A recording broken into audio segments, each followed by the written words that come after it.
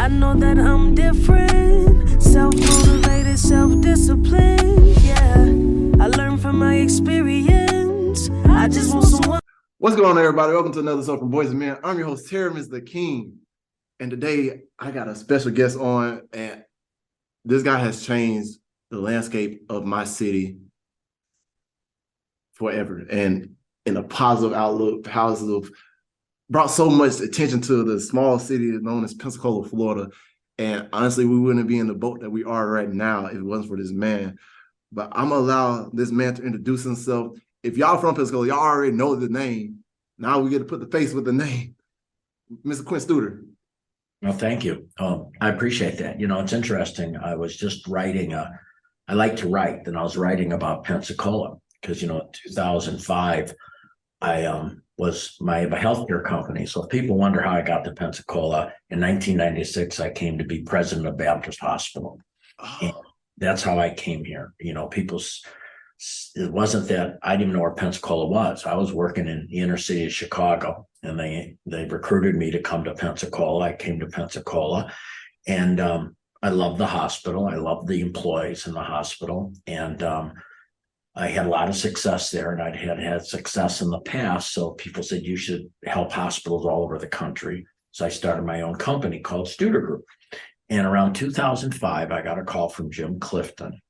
And I didn't go downtown. I didn't pay much attention to the community. I went to the airport and the mall and home. That was usually my schedule. And in 2005, Jim Clifton at Gallup Corporation, the president, was interested in healthcare, what we were doing in healthcare, because Gallup measures healthcare like everything else they measure.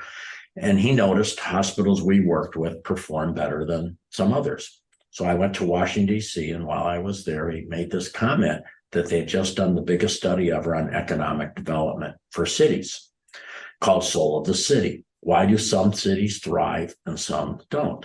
So for example, when I used to be on an airplane, people would say, where are you from? And I'd say Pensacola. And they'd look at me like, where's Pensacola? And I'd say, have you ever heard of Destin? Oh yeah, we've heard of Destin. Yeah.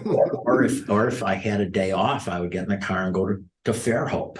You know, I mean, I'd either go east or west. And the soul of the city just was amazing because it said it's really not location, because there's cities that are way up north in Maine that do successful. So you just can't say it's location. Yeah. People used to say to me, well, you know, I wrote this book called Vibrant Community, and they said, well, it's easy in Pensacola. You got nice weather and white beaches. And I said, yeah, and we sucked with nice weather and nice beaches too. So you can't just say that. And so basically what it said was, to have a great community, it's all about keeping talent home. Whoever has the talent wins. And I always said Pensacola was exporting talent, particularly talent of color. So we were losing all talent, but we've been losing talent of color forever and ever and ever. From Emmitt Smith to Derrick Brooks to everybody. I've got story after story. When we 1955, you know, the Pensacola had an all-black Little League team that almost made it to the Little League World Series because no one would play them. They all forfeited. And then they played a team in Orlando in 1955. There's a DVD called A Long Time Coming. I brought the living members of that team to Pensacola to celebrate. In Orlando, there was about 9 living members. Almost all of them lived in Orlando. In Pensacola, there was about 9 living members. Only 2 of them lived in Pensacola because the rest of them got out in the 1950s and 60s and then for no opportunity. Yeah. So what it showed was great communities do 3 things. They support local businesses. You know, they don't sit here and throw big incentives at companies that aren't even here because they usually don't deliver. Yeah. They support the local businesses that are there, you know, because that's where most jobs are. Number 2, they help startups. And what do startups mainly need? Training and development or mentorship and access to capital. Mm-hmm.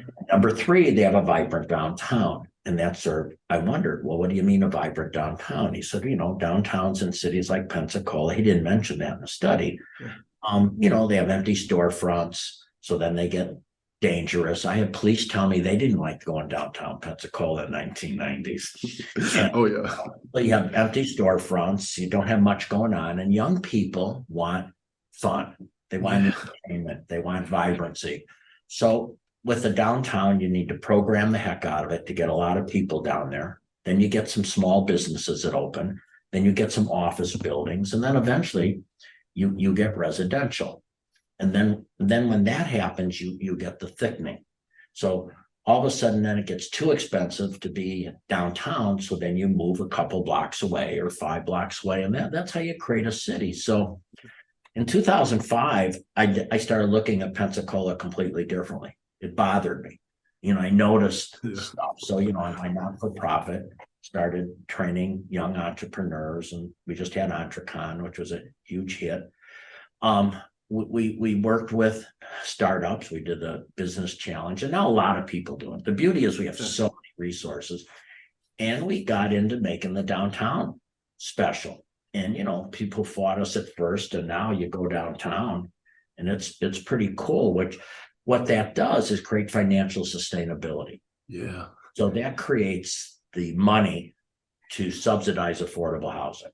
That creates the money to create better safety, because you got to have the financial sustainability of a community to reinvest. And if you look at, and I'll finish with this, if you look at the downtown district in 2016-17, it was about a $600 million assessed property value. Now it's 1.1 billion.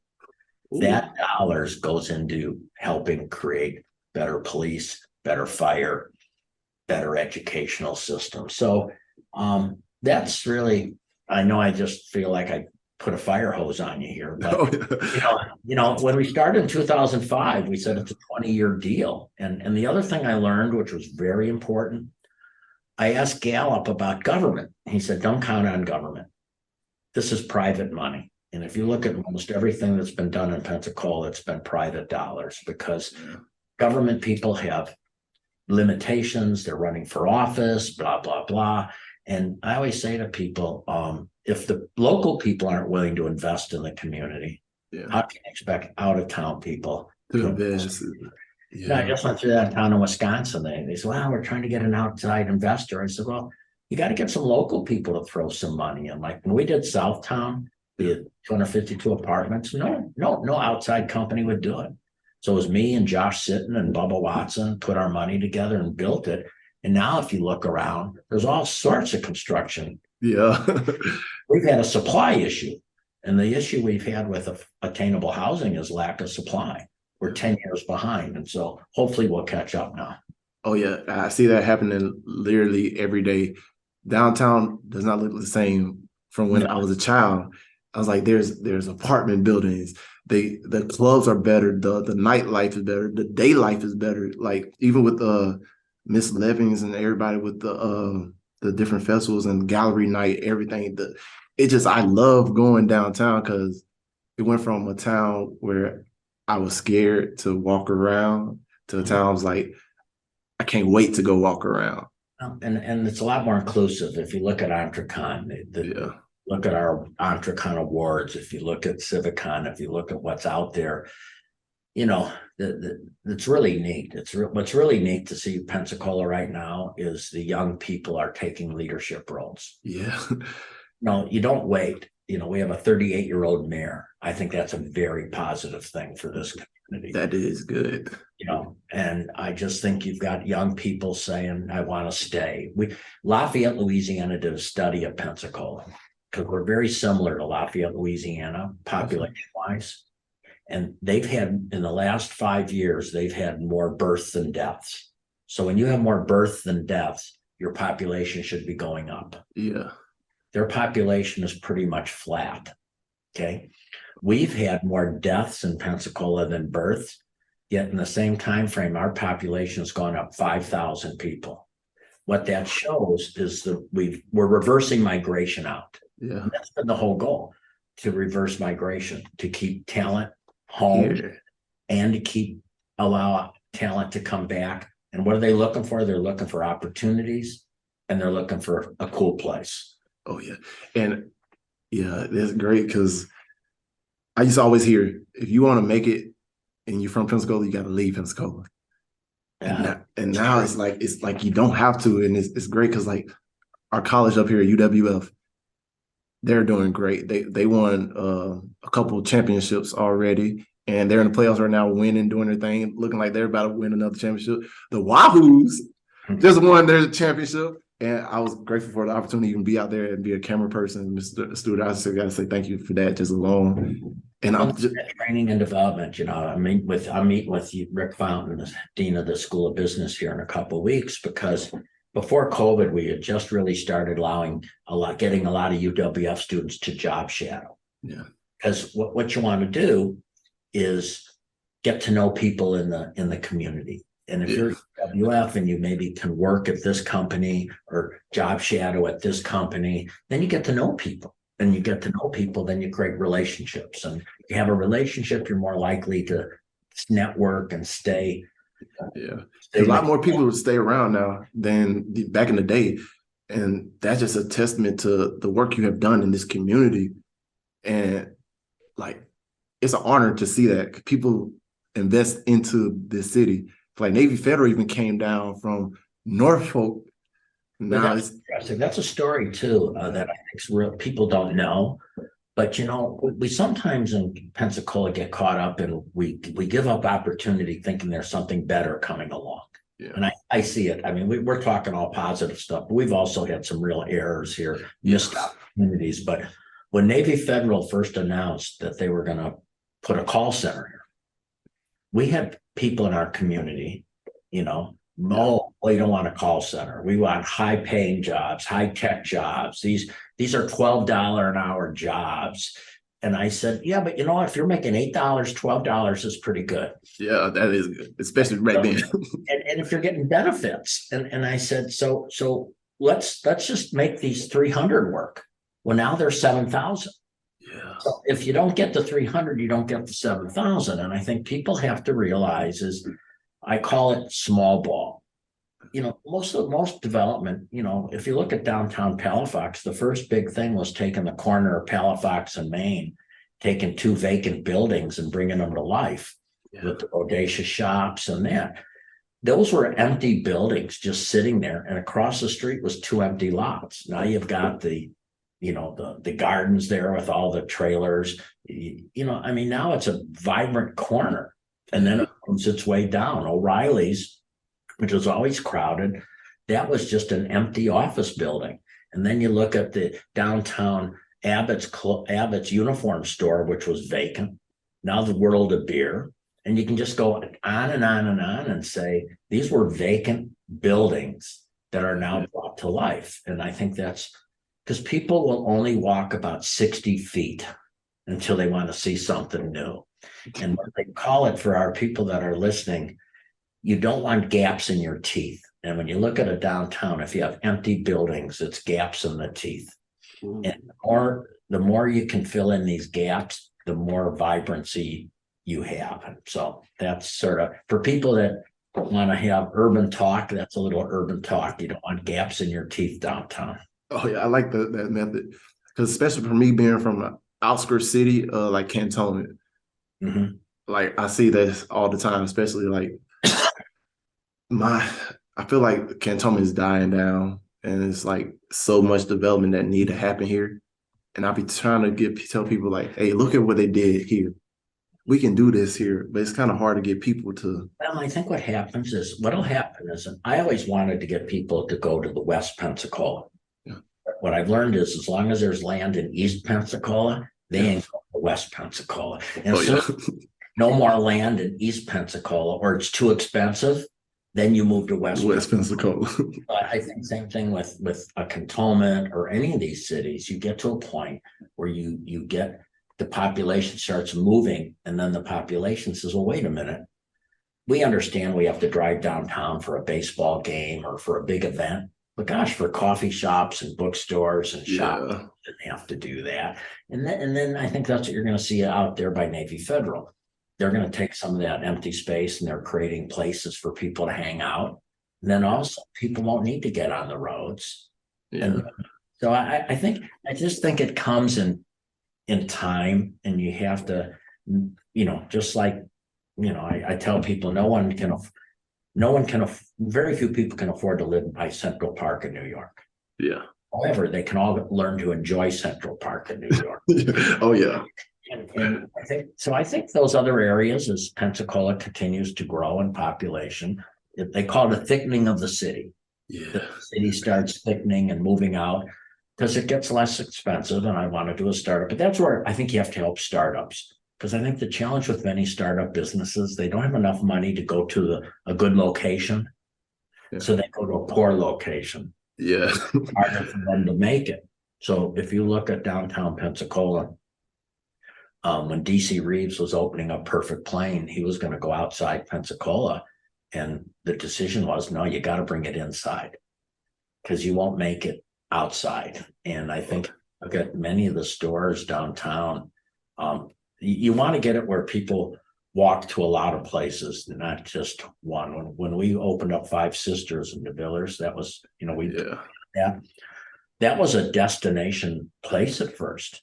There was nothing else there. And now you're seeing it get a little busier, slowly evolve, and those types of things. Oh yeah, because I remember as my childhood driving through those streets and everything it was very little. Like it's just remarkable to look back over, for me, even just the 10 years. Yeah. From actually it's 12, since I graduated high school, went to the military, came back, just the consistent growth that y'all have done. About 10 years though, you're right, because I think it took about 6 or 7 to get things remodeled, redone. It's a slow process. I tell people that, by the time you're exhausted, somebody just notices it for the first time or something, or they don't. I was talking to, and you just have to keep making it better. The beauty is the more people that are in a place, the more you got to keep it up, because they notice things and they notice everything. It's not being painted or it's not being cut. And for every positive thing, there's always the negative because you have to do. Yeah, because I remember you as going back to what you were saying, like a lot of people in the city came to like Navy Federal and a lot of different things with a negative outlook. And I feel like people run into that on a regular basis when it comes to anything they're trying to do to make something better. I agree. I had a city council person one time when I really wanted to get the Y next to the stadium, where I still think it should have went. It should have, And she said, "Why such the rush?" And I said, "Well, it's going to create a ton of construction jobs." And like, for example, if you look at Southtown, we spent $22 million on labor to build Southtown. And because we follow the covenant for the community, is which we guarantee so many jobs for minorities and so on, out of that 22 million, 11 million of it went to people of color. I think that's pretty cool. So when people say to me, why a sense of urgency? I said, well, because people are trying to feed their families, are trying to pay their rent. And most of the people that don't have urgency have jobs, or they have pensions. Well, I try to look at the people that don't have pensions and don't have jobs, and how do we create that dollar so they can take care of their families? That is true. Because I can contest everything this man's saying, y'all. So just let y'all know ahead of time, because I actually worked for this man for the Blue Wahoo Stadium. I'm a videographer. Even the little things they did for us, I think you got us a Winn-Dixie card for $50 so we can take care of food, I think from 4th of July or stuff. He didn't just take care of one section. He take care of everybody from the top to the bottom. Measure employee engagement. Most people don't measure employee engagement of game day employees. And again, because we think, if you have somebody that works at the Wahoos, many of them, that's maybe a part-time job in the season, but that's discretionary income that's going to go somewhere. Yes, sir. Pay for something, feed for something. So we think that's really, really vital. And for some, it's a training ground.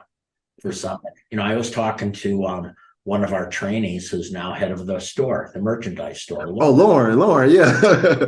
I asked her what she did for Thanksgiving, and she said, well, I stayed in town because of my boyfriend's house. And I said, well, that's sort of cool. Who's your boyfriend? She said, well, he lives in Cantonment. But I'm saying now that's a relationship, you know what I mean? And that's good stuff. And Lauren's from Phoenix. Yeah. And she always told me all the time, she's like, oh yeah, I'm an Arizona fan, Suns fan. I was like, no, you're in Florida now. You got to Yeah. change it. So, we're talking about giving people good experiences so they stay here. So one of the last questions you gave me was, Yes, sir. because I think we hit 10 years, was current entrepreneurs. I think the key is to be a good entrepreneur. And let me explain that. I didn't start my own business till I was 48 years old. Okay. People look at entrepreneurs and they think they started when they were 21 or 22 or 23. Now you can start young, but I think an entrepreneur is somebody that's working in an industry that they want to someday own a business in or start in, but they learn the nuts and bolts of how to do it for somebody else. So when I was in the healthcare environment, I was always trying to create better tools, better techniques, better ways of doing things, not thinking I could build my own business on it. But I think I spoke at UW West Florida maybe 5 years ago on, wherever you work, try to make it the best place you can be and try to look at how can you improve it.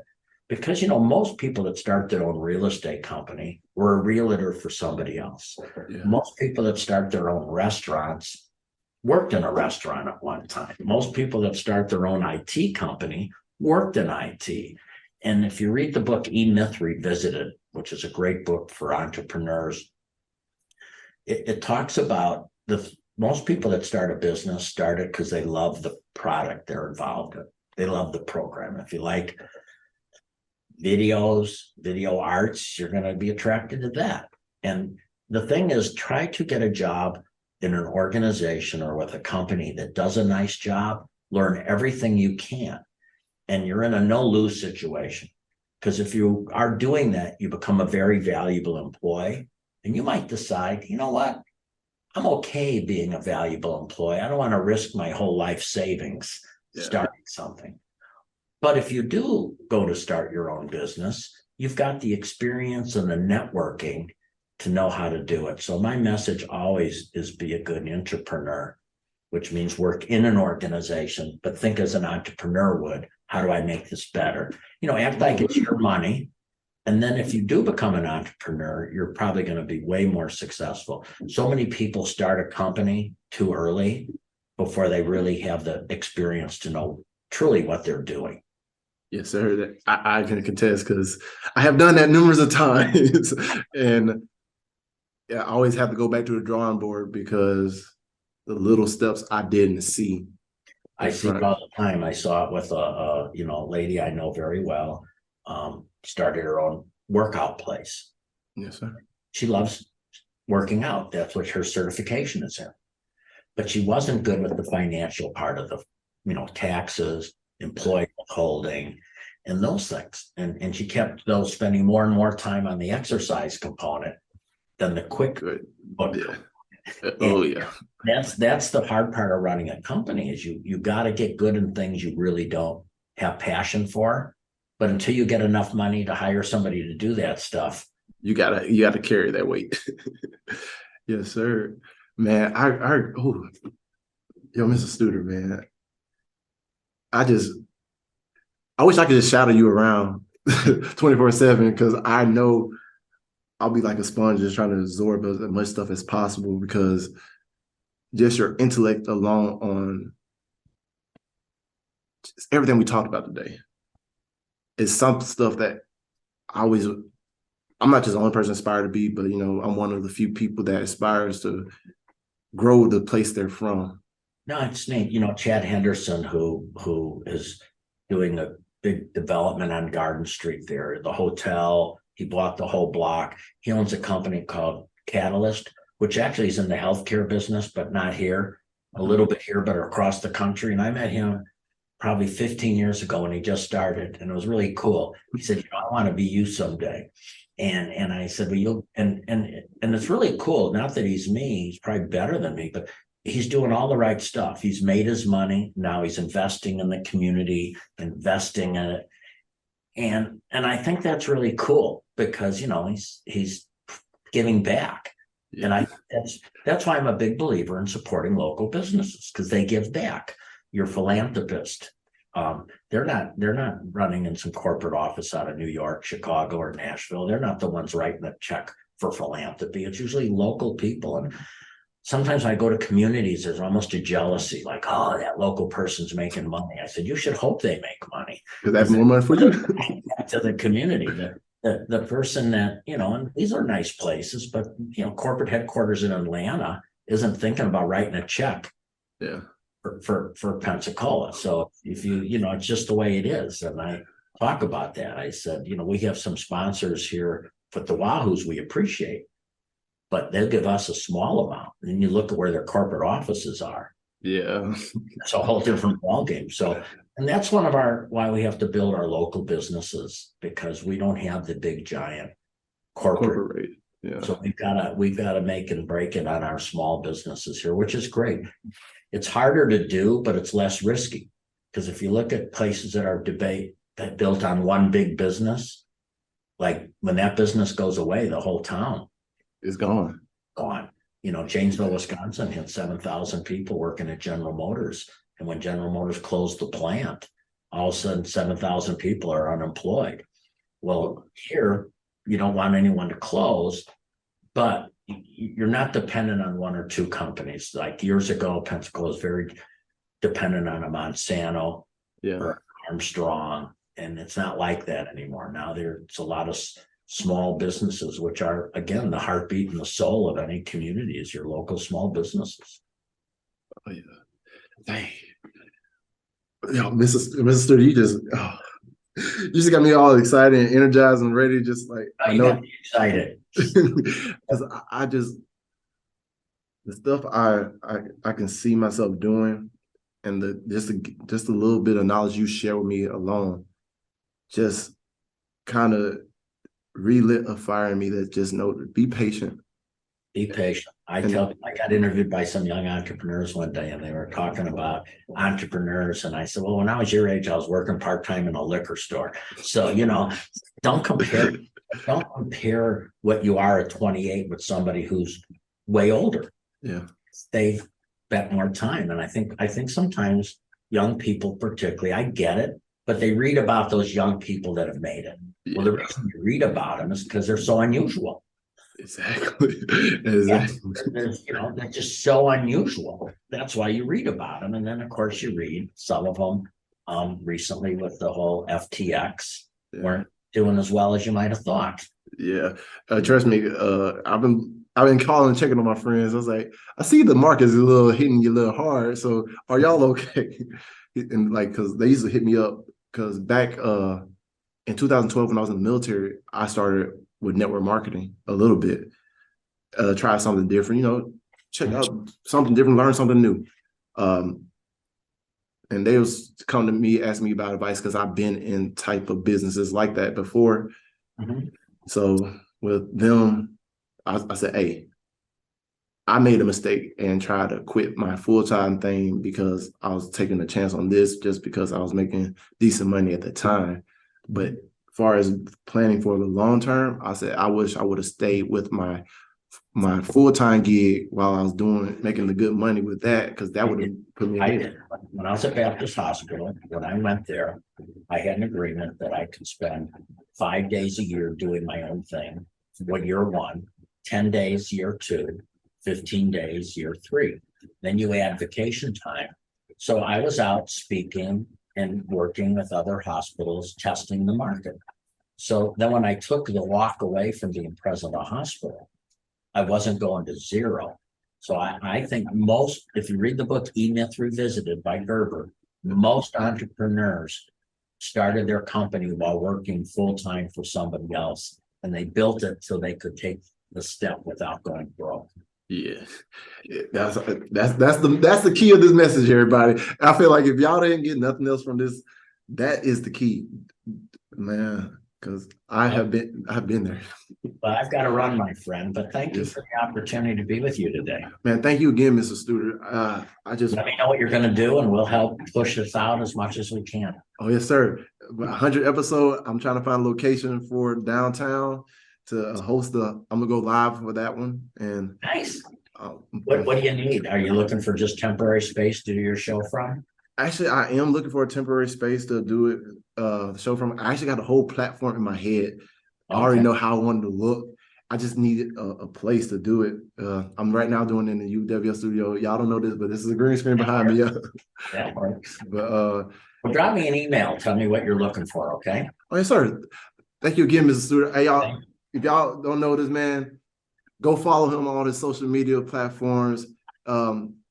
Make sure y'all take a ticket to the Wahoo Stadium next year, because I feel like we're going to repeat. We had a good scene this year, but hey, he's a busy man. I know he got to go. Thank you again, Mr. Stu, for sharing a little bit of time. Have a great day. Thank you. Yes, sir. You too. I know that I'm different, self-motivated, self-disciplined, yeah. I learned from my experience. I just want someone to take me serious. Real questions that I ask. How long will this solo trip last? I'm content with being alone in the past, but it's changing and it's something I can't grasp. Turn off my phone, I'm in my zone, so now I'm acting different. I'm to myself, I'm in my head, mapping out this life I'm living. Shadow work on myself, I done already seen hell. Can't fit in, so I rebel, but I don't miss a beat. I don't miss a beat.